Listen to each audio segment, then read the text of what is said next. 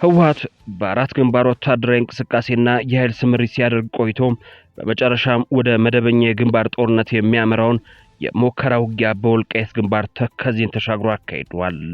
የተከዜ ዘብ በበኩሉ በተጠንቀቅ ላይ እንደሚገኝ ተሰምቷል።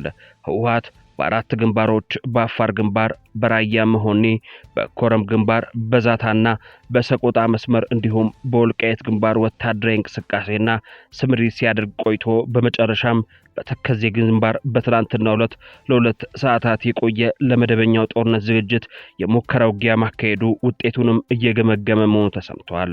በተመሳሳይ ከሱዳን ሸረሪና ወደ ወልቃይትና ከሽራሮ ወደ ወልቃይት እንዲሁም ከደደቢት ወደ ወልቃይት አቅጣጫ መጠነ ሰፊ ዝግጅት አድርጓል። የህወሓት ታጣቂዎች በተከዜ ግንባር በአራት አቅጣጫዎች ተንቀሳቅሶ በሁለት ቦታዎች ላይ ውጊያ ሲከፍት፣ አንደኛው በምስራቅ ጠለምት አምሾ ምድር በተባለው አካባቢ ኃይል አንቀሳቅሷል። ሁለተኛው አቅጣጫ በተከዜ ፍራ መደማምር ኃይል አንቀሳቅሷል። ሶስተኛው ዛና ተብሎ በሚጠራው በኩል ወደ ምንጫራ አካባቢ ኃይል እንዳንቀሳቀሰ ተሰምቷል። አራተኛው በደብረ አባይ በኩል ወደ ዋልድባ ተሻግረው ማይተክሊት አፍንጫ ኤፍሬም በኩል ኃይል እያንቀሳቀሰ ሲሆን አብዛኛው ኃይሉ ሜካናይዝድ የትጥቅ ይዞታ ያለው እንደሆነ ነው የተጠቆመው። የአካባቢው ምንጮች እንደጠቆሙት ህወሓት ይህንን ሊያርድ ካንቀሳቀሰ በኋላ ነው ውጊያውን በማይተክሊት አካባቢ አዲማይ ዳጉሲት ቀበሌ ከፈተው። በተለይም አፍንጫ ኤፍሬም የተባለ አካባቢ ላይ ከመከላከያና ከአካባቢ ሚሊሻ ጋር ለሁለት ሰዓታት የዘለቀ ውጊያ ተደርጓል። አዲ ማይዳጉሲት አፍንጫ ኤፍሬም አካባቢ ቀድመው ጥቃት የከፈቱት የህወሓት ታጣቂዎች ናቸው። በዚህ ጥቃት የቡድን መሳሪያዎችን በተለይም ሞርተር ድሽቃን በስፋት መጠቀማቸው ተሰምቷል። አርሚ 11 ባድመ ክፍለ ጦር የተባለው የህወሓት ታጣቂ ወደ አፍንጫ ኤፍሬም በመዝለቅ ጥቃት መክፈቱንም ታውቋል። በውጊያው መከላከያ ከማይጠብሪ ሜካናይዝድና እግረኛ በማንቀሳቀስ የአጸፋ ምላሽ ሰጥቷል።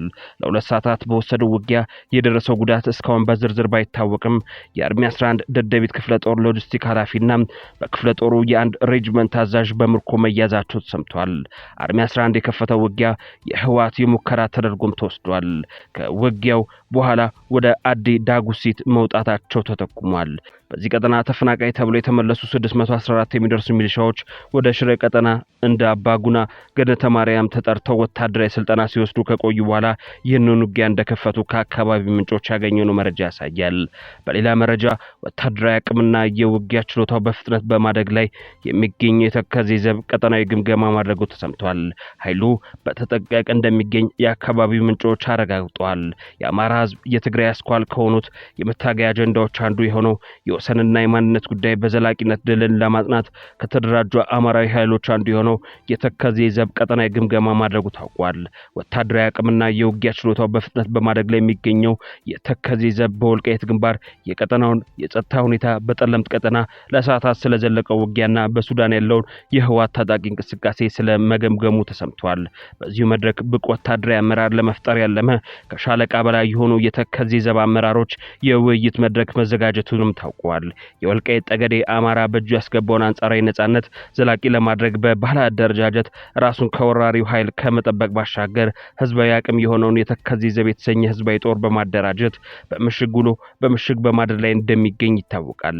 የተከዜ ዘብ በእድሜና በጾታ ሳይገደብ እድሜው ከ20 ዓመት በላይ የሆነ የወልቃይት ጠገዴ አማራ ለማንነቱ ታጥቆ የሚታገልበት አደረጃጀት ሲሆን በጠለምት ቀጠናም ተመሳሳይ የወሰንና ማንነት አስከባሪ ኃይል እንዳለ ይታወቃል። የተከዜ ዘብ በሁለት ግንባር ማለትም ከተከዜ ተሻግሮ ወደ አማራ ርስት ለወረራ ሊመጣ የሚችለውን የህወሓት ታጣቂ እንዲሁም የዚሁ ታጣቂ አካል የሆነውንና በሱዳን በቅጥረኛ ነፍሰ ገዳይነት ተሰማርቶ የሚገኘው ኃይል ለዳግም ወረራ ሰርጎ እንዳይገባ በሁለቱም ግንባሮች የጸረ ወረራ ትግል በማድረግ ላይ ይገኛል።